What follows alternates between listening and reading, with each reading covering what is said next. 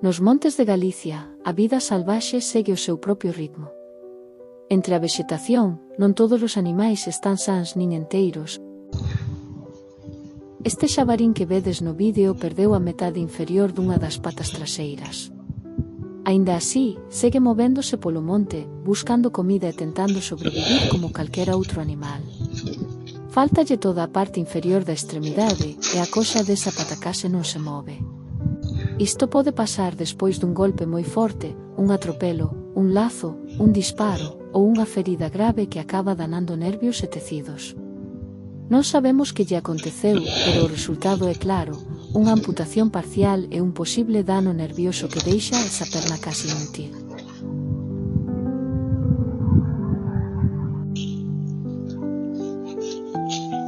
A pesar de todo, os xabaríns son animais incriblemente duros. Aprenden a camiñar co que lles queda de pata, reparten o peso nas outras extremidades e seguen adiante.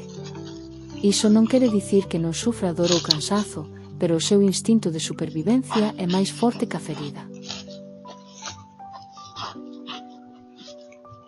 Moitas das lesións que vemos na fauna salvaxe teñen que ver, directa ou indirectamente, coa actividade humana, tráfico, caza, lixo ou estruturas perigosas. Ver este xabarín recórdanos que non estamos sós no monte e que o que facemos ten consecuencias na vida doutros animais.